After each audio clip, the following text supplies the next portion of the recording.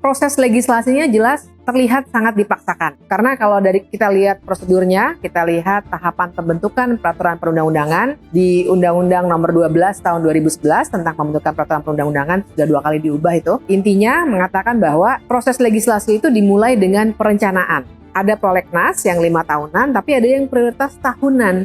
Nah, harusnya kalau suatu RUU tidak ada dalam prioritas tahunan, ya tidak boleh dibahas. Nah, tapi RUU Polri ini tidak ada dalam prioritas tahunan tahun ini, dan kami dapat datanya dari website DPR langsung, jadi bukan menduga, tapi memang ada datanya. Tidak ada dalam data yang kami dapatkan. Kalaupun nanti ada justifikasi misalnya yang boleh ya dari proses legislasi itu, yang boleh dalam tanda kutip bahasa sehari-harinya nyelak begitu, itu kalau ada putusan MK, Mahkamah Konstitusi, atau perjanjian internasional. Nah, biasanya yang digunakan sebagai dalih adalah putusan MK. Tapi menurut pendapat kami, kalau kita melihat isinya, tidak ada sebenarnya putusan MK yang mengharuskan Undang-Undang Polri yang ini nih direvisi sekarang. Jadi tidak cukup alasan untuk itu. Sehingga terlihat dipaksakan dari segi prosedurnya menurut Undang-Undang 12. Tapi ada yang kedua nih, yaitu partisipasi publiknya mana?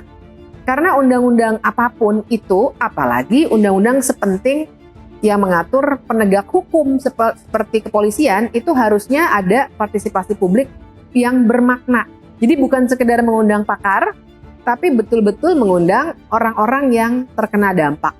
Gitu. Jadi itu yang secara proses juga tidak kita lihat, sehingga memang ini sangat cenderung dipaksakan. Alasannya pun terlihat mengada-ada ya, karena kelihatan misalnya soal menaikkan usia pensiun dan lain sebagainya, itu tidak membuat undang-undang itu bisa menyelak sebagai prioritas meskipun tidak dimuat dalam prioritas tahunan 2024.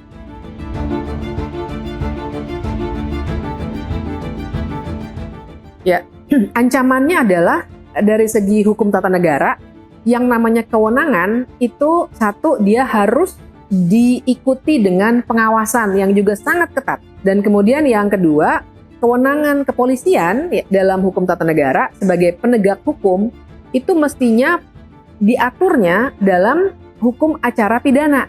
Jadi bukan dalam undang-undang yang mengatur lembaga. Undang-undang yang mengatur lembaga itu harusnya kalau memang diatur usia pensiun segala macam boleh begitu ya. Tapi nanti tadi kita kritik proses legislasinya. Tapi secara substansi boleh saja. Tapi kalau mengatur kewenangan, dan kami sudah baca draftnya yang sudah beredar luas memang, di situ diatur kewenangan-kewenangan baru dari kepolisian, bahkan kewenangan yang tidak diperjelas perinciannya, yang juga sebenarnya tidak baik dalam sebuah undang-undang, karena itu seperti memberikan cek kosong. Nah, itu tidak seharusnya kewenangan sebuah lembaga penegak hukum, apalagi dalam konteks penegakan hukum pidana, itu diatur dalam undang-undang yang mengatur lembaganya. Nah, jadi ancamannya adalah satu, abuse of power. Kalau kita bicara kewenangan, artinya ada potensi penyalahgunaan wewenang. Kalau pengawasannya kurang begitu. Dan yang kedua, secara konkret, karena nanti yang berhadapan langsung dengan warga nih, karena urusan penegakan hukum, yang pertama kan penyidik gitu ya.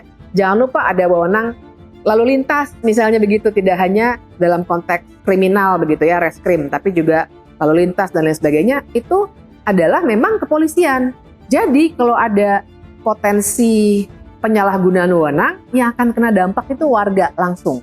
Apalagi powernya polisi itu begitu kuat dan dilengkapi dengan senjata juga, mulai dari gas air mata sampai pistol gitu ya. Jadi artinya ada dampak yang juga akan luar biasa, sehingga partisipasi yang bermakna itu jadi makin perlu, dan analisis apa sebenarnya yang harus direformasi itu jadi makin perlu, bukan sekedar menambahkan kewenangan.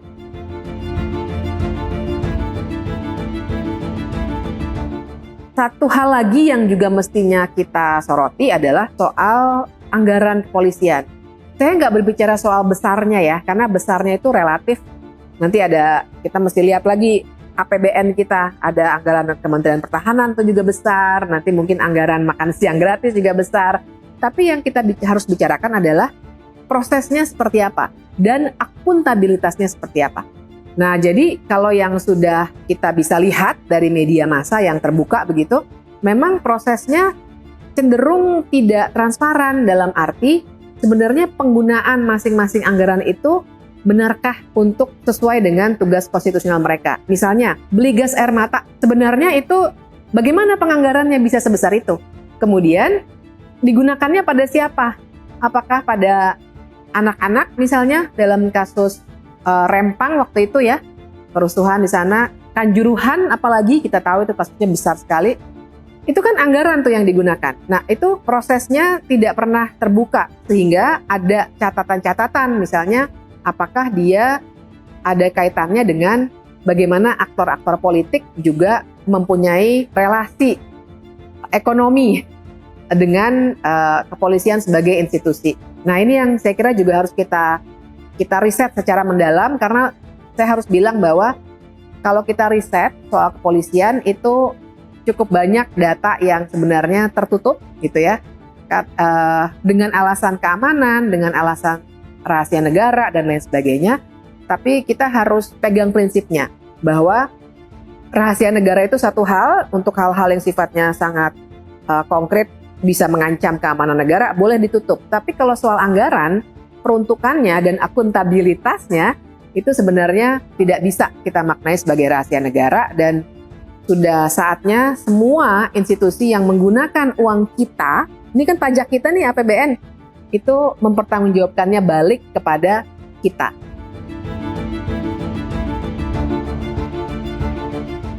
Karena demokrasi itu kan nggak akan bisa terlepas dari negara hukum.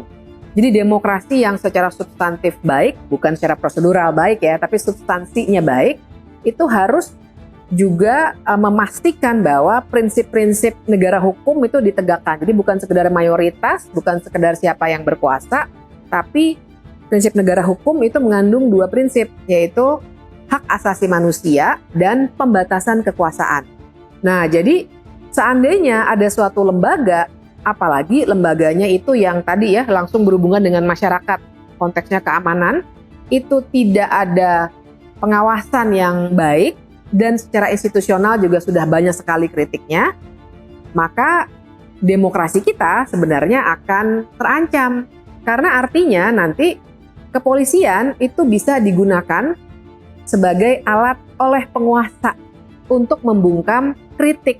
Padahal demokrasi itu soal pengawasan terhadap penguasa. Tapi kalau pengawasannya dimatikan oleh alat yang memang punya legitimasi konstitusional seperti kepolisian, nah akibatnya akan sangat buruk. Nanti demokrasi kita akan tanpa kontrol.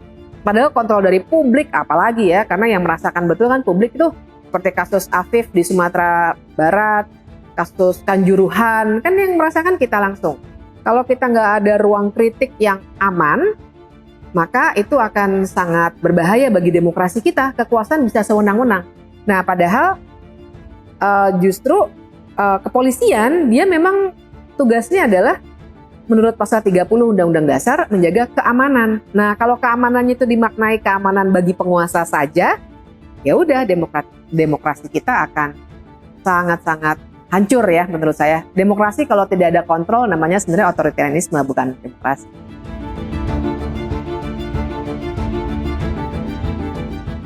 Saya kira kita semua setuju bahwa kepolisian itu perlu direformasi ya, karena melihat no viral no justice, kasus Vina, kasus Afif di Sumatera Barat, Kanjuruhan, banyak lah. Itu kalau didaftar mungkin bisa entahlah berapa halaman gitu. Jadi reformasi kepolisiannya kita setuju. Nah, tapi perlu diketahui revisi Undang-Undang Kepolisian yang sekarang ini nih pada ujung 2024 ini tengah dibahas, itu tidak ada hubungannya dengan semua yang selama ini kita kritik di media sosial atau dimanapun. Nggak nyambung begitu. Artinya, jadi saya ingin bilang, sebaiknya kita dorong sama-sama supaya revisi yang sekarang di-stop. Nah, kemudian nanti pada waktu yang lebih baik untuk mengkonsolidasikan semua gagasan dan aktor, kita buat reformasi kepolisian. Barulah nanti instrumennya adalah revisi undang-undang. Jadi jangan dipaksakan sekarang. Kita harus stop itu, kemudian kita bicarakan bagaimana seharusnya melakukan reformasi kepolisian yang dalam kepala kita tuh jangan mikir soal wajah-wajah polisinya, tapi wajah kita, warga. bagaimana yang terbaik bagi kita, karena yang akan berhadapan langsung dengan kepolisian dan wewenangnya adalah kita.